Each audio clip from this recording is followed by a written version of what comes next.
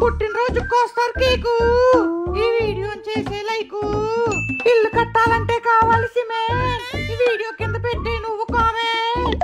రోజు ఊడిపోతుంది నెత్తి మీద నా హీరో. చేసేరా బాబు ఈ వీడియోని షేరు.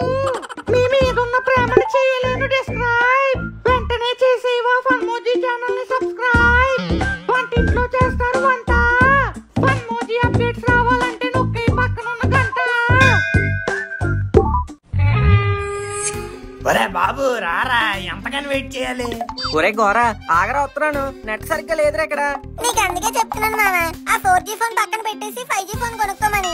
అంటే మామ 6G సింబల్ రిలీజ్ అయితే అప్పుడే కొనుక్కుందాం ఆగాను రా. ఏడ్చినట్టు తొంది. అరే నీ సొల్లు ఆపితే మ్యాచ్ స్టార్ట్ చేస్తాం. రెడీరా? ఏది ఏమైనా పుష్ప ప్రమోషన్స్ ఒక రేంజ్ లో ఉన్నాయిరా. అవునరా గోరా, తగ్గేదేలే. మనం కూడా ఈ మ్యాచ్ తగ్గేదేలే. చిన్నగా పోచంకిలో దింపేస్తాను, పిచ్చుకోకల్లా కాల్చేద్దాం. పోచంకిలో అంటే మన వాళ్ళని కాల్చడం కాదు, మనల్ని వాళ్ళు పిచ్చుకొక్కలా కాల్చేస్తారు.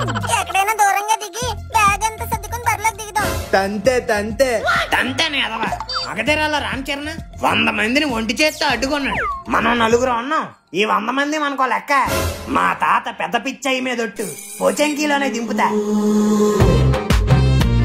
బాయ్స్ యుద్ధానికి సిద్ధమా?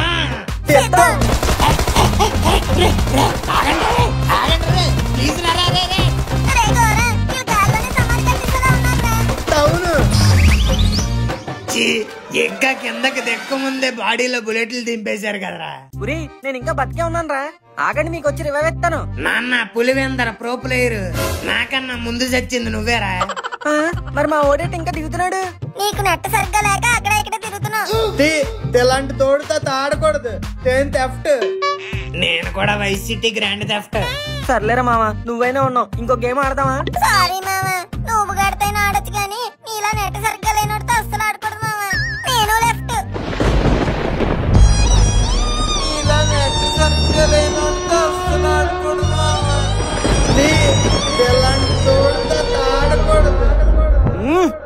నాన్నగారు మిరపకాయలు తిన్న కాకలా ఎందుకు అలా అరుస్తున్నావు?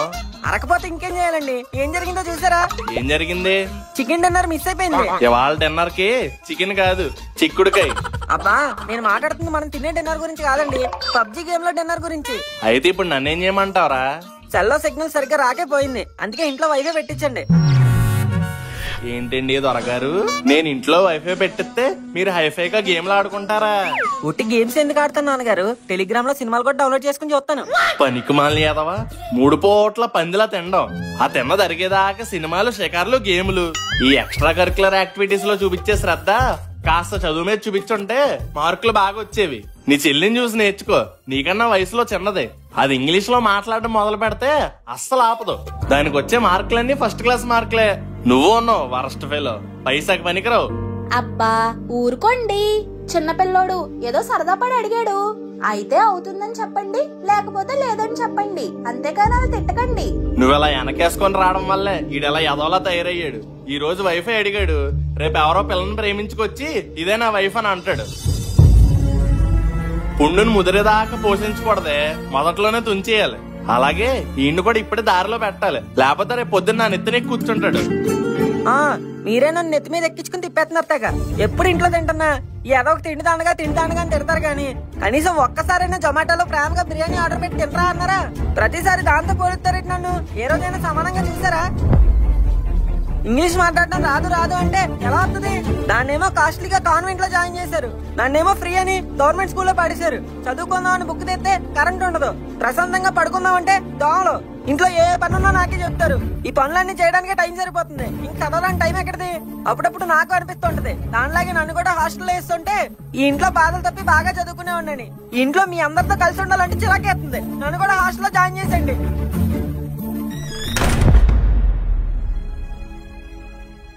ఏమండి, ఆడికి కూడా మీలాగే ముక్కుమే కోపం. ఏదో చికాకులో 4 మాటలు అనేసాడు, పట్టించుకోకండి. చిచ్చి, అయినా నేనెందుకు పట్టించుకుంటా లక్ష్మి? అన్నది ఎవడు?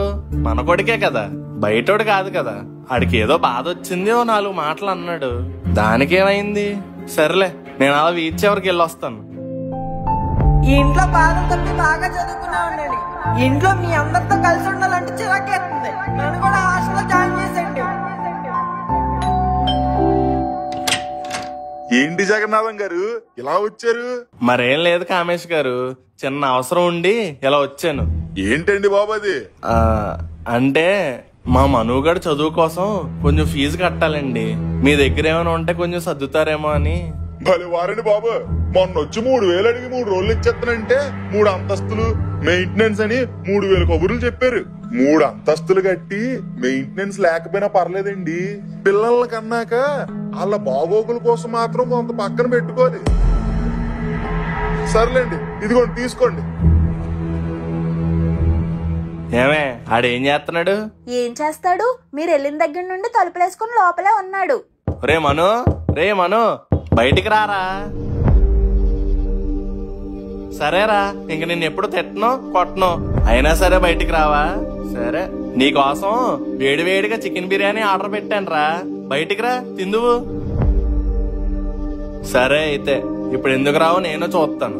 ఈ జగన్నాథం నిన్ను హాస్టల్లో చేర్పిస్తున్నాడు రా పిసినిగొట్టు శ్రీనివాస్ మనోహర్. నాన్నగారు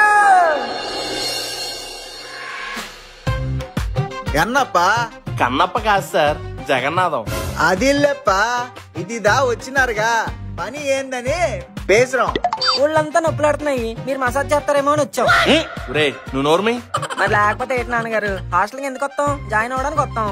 మళ్ళీ ఎందుకు వచ్చామని అడుగుతాడేంటి చిరాగ్గా, అది కూడా మళ్ళీ తమిళ్లో.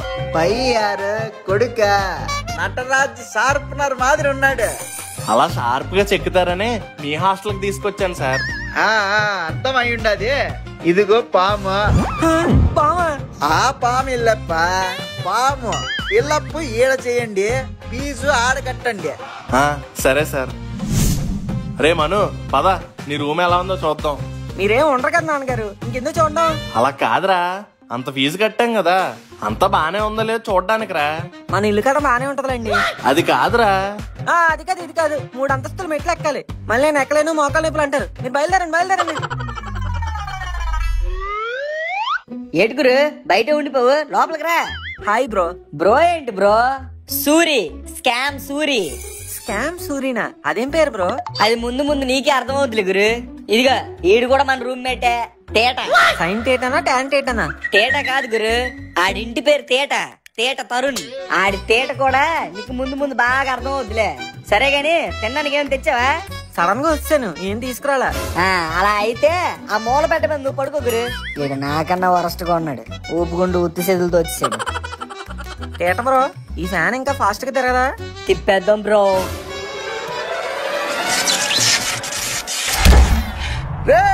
ఏం పుడిచినారా, కరెంటు పోయింది. తేట బ్రో, నీ ఇంటి పేరుకి నువ్వు చేసే పనులకి కరెక్ట్ గా సూట్ అయింది. మళ్ళీ అడొచ్చేస్తే మనం దొరికిపోతాం బ్రో, పడుకో. ఛీ, ఏం రూమ్మేట్లు దొరికారా బాబు. తమన్నా నువ్వు నా బుజ్జి కన్నా, రష్మిక నువ్వు రాయిక. హీరోయిన్లేంటి ముక్కుగాడిలా ఉన్నారు? మామా నువ్వేంట్రా ఇక్కడ సడన్ గా? ఏం మాట్లాడబెట్టి మామా? నువ్వు నాకు చెప్పకుండా సడన్ గా వచ్చావు కదా, అందుకే నేను నీతో మాట్లాడను.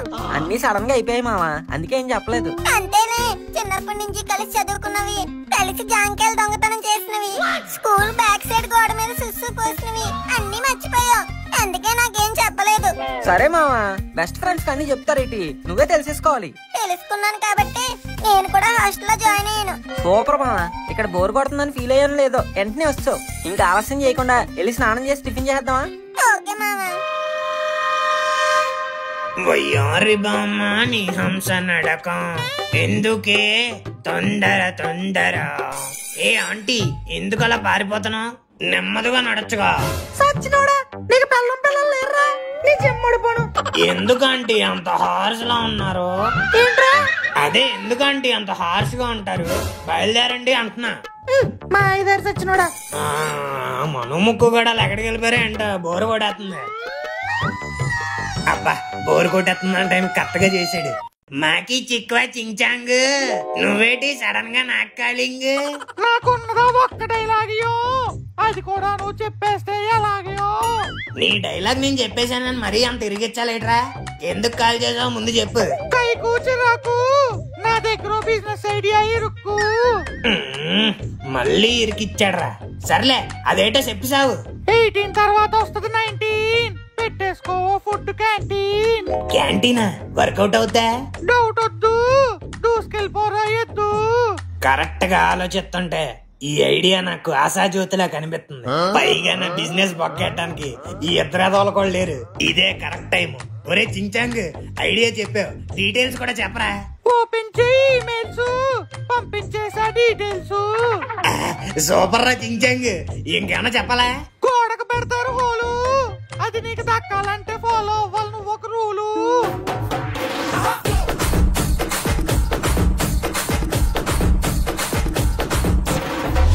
ఈ మాత్రం ఇంటెత్తే చాలు, చెలరేగిపోతాను. కడుపంతా పొంగిపోయిందిరా, తట్టుకోలేకపోతున్నాను. అంత పొంగిపోయేలా ఏం తినేసావు మావా? ఈ రోజు నుంచి హాస్టల్ కదా అని నేను రాత్రి chicken biryani, mutton biryani, prawns biryani కలిపి కొట్టేసాను మావా. అయితే నీ కడుపు కొట్టేయడంలో తప్పులేదు. పొట్ట తగిలిపోతుందంటే పెంచలేస్తావేంట్రా? ఎక్స్క్యూజ్ మీ బాస్, ఈ పాకెట్ లో 10 రూపాయలు ఉంది ఇక్కడ, అది సరిపోదంటే కింద పాకెట్ లో 5 రూపాయలు ఉంది అక్కడ, కొంచెం నన్ను ముందుకు పంపించవా? 50 రూపాయలు ఉంది ఇక్కడ. ముందోడితో మాట్లాడి మొదట నన్ను పంపించు. ఓర్చుకో మావా, ఇలా బాధలను తట్టుకున్నాడే ఫ్యూచర్ లో బాగుపడతాడు. అరే, నేనున్న పరిస్థితికి నువ్వు చెప్తున్న ప్రవచనాలకి ఏమన్నా సంబంధం ఉందా? సారీ మావా, లైన్ ముందుకు కదులుతుంది, పద. మావా, అంత అర్జెంట్ అన్నావు, ఎంత ఫాస్ట్ గా వచ్చావు? లోపల బాత్రూమ్ చేసిన తర్వాత వచ్చింది కూడా వెనక్కి వెళ్ళిపోయింది మావా. అలా అయితే వెళ్ళి టిఫిన్ చేద్దాం మావా. సాయంత్రం 2 లోడ్లు ఒకేసారి డౌన్లోడ్ చేసి ఇచ్చు. సార్ ఏమున్నాయి? సాంబార్ ఇడ్లీ, సాంబార్ వడ, సాంబార్ దోశ, సాంబార్ పూరి, సాంబార్ ఉప్మా, సాంబార్ పొంగల్. నాకు సాంబార్ దోశ. నాకు సాంబార్ వడ. ఆ రెండు ఇప్పుడే అయిపుడిసినాయి. అయితే సాంబార్ ఊతప్పం. అది వీటికి ముందు అయిపోయినది. మరి ఏమున్నాయి సార్? సాంబార్ ఇడ్లీదా ఉంది, మీరు ఆలస్యం చేస్తే అది అయిపుడుస్తుంది. సర్లేండి, అదే ఇవ్వండి. ఇడ్లీలు సాంబార్ లో మునగాలి కదండి, తేలుతున్నాయి ఏంటి? ఇది Chennai idli, light as feather, అలానే తేలుతాయి. ఏంటి సార్ ఈ సాంబారు? రుచి లేదు, పసి లేదు. పసుపు నీళ్ళు ఉప్పు కారం వేసి సాంబార్ అని చెప్తారా? నాకేం నచ్చలేదు. తంబి, మీరు కొత్త కదా, మీకు ఒకటి చెప్పాలి. మీకు నచ్చిందని చెప్పాలి, నచ్చలేదా అయినా నచ్చిందనే చెప్పాలి. ఇదిదా 7 కొండల రూల్. మీ రూల్ మీ దగ్గర పెట్టుకోండి, నేను తినం. ప్లేటిల్లో చుక్క సాంబార్ మిగిలిన 100 రూపాయలు ఫైన్. అన్నం పరబ్రహ్మ స్వరూపం, అట్టి చూడు. నమస్కారం సార్. వాడు యారుపా నువ్వు? హాస్టల్లో క్యాంటీన్ కాంట్రాక్ట్ తీసుకుంది నేనే సార్. వాడు ఆమా, నీ పేరేమి? అమ్మో, చించంగడికి తమిళ పిచ్చి అని చెప్పాడు, సో పేరు కూడా తమిళ్లో చెప్పేద్దాం. గోవిందరాజులు సెల్వరాఘవన్ పడియప్పల్ వడివేలు. అడడడడడడ, చెవుల్లో సీసం పోసిన మాదిరి ఇనసంపుగా ఉంది అయ్యా నీ పేరు. ఏది మరో తూరు పేరు పేసురే? గోవిందరాజులు సెల్వరాఘవన్ పడియప్పన్ వడివేలు. ఆ పేరు చాలు, కాంట్రాక్ట్ మొత్తము నీదే. ఈ పేపర్ మీద సంతకము పెట్టి సాంబారే పుడుతావో పొంగలే పుడుతావో నీదిదా ఇష్టము. సరే సార్. వాడు ఆహా, ఈ క్యాంటీన్ నడుపుకుంటూ కోటీశ్వరుడు అయిపోవచ్చు. అందులో నీ బొక్కెట్టానికి ఎత్తరేదలు కూడా లేరు. 5 గంటల నుంచి నడుస్తున్నాను రా, పొద్దున్న తిన్న ఇడ్లీలు ఇంకా అరగలేదు. నువ్వేం టెన్షన్ పడక మావా, ముళ్ళును ముళ్ళుతోనే తీయాలి, ఫుడ్డును ఫుడ్తోనే కొట్టాలి. పొద్దున్న టిఫిన్ కాబట్టి కనికరించాం, ఇప్పుడు భోజనాలు క్షమించే ప్రసక్తే లేదు. పద బాబు, అందరూ లైన్ లో ఇరికింగా ఎందుకలా కొడేసుకుంటారా? నువ్వేంట్రా ఇక్కడ? మీరేంట్రా ఇక్కడ? హాస్టల్లో జాయిన్ అయ్యాను రా. బంగారం లాంటి కొంపదులుకొని ఈ కొంపలో ఎందుకురా జాయిన్ అవడం? దోలకు మందు లేదురా, నివారణ ఒకటే మార్గం, ఏదో ఒకలా సావండి. ఒరే గోరా, ఒక మొక్క ఎత్తావేంట్రా? మనం ఒకటి. అంత బొమ్మ లేదమ్మా, తమ్ముడియో పేకాడియో ప్లేటులో ఒక్క పీసు కూడా ఎక్స్ట్రా పడదు. ఏంది పయ్యి, ఏంది సమస్య? వీళ్ళేమన్నా ఇబ్బంది పెడుతున్నారా? ఇదిగా ఈ 7 కొండల హాస్టల్ కి ఎలాగో మనోడు కూడా అంతే, సేమ్ రెస్పెక్ట్ ఇయ్యాల. ఎందుకో తెలుసునా? ఒకసారి పేరు చెప్పబ్బి. అమ్మడి అమ్మ, ఇప్పుడు నా పేరు చెప్తే డౌట్ వచ్చేది. ఎందుకులే సార్. వాడు అడే చెప్పబ్బి. గోవిందరాజులు. పూర్తి పేరు సొలడా? గోవిందరాజులు సెల్వరాఘవన్ పడియప్పన్ వడివేలు. ఇంటిరా పేరు, అందుకే ఈ పొన్ని మాటకు కూడా ఎదురు చెప్పకుండా ఉండాల. Okay sir.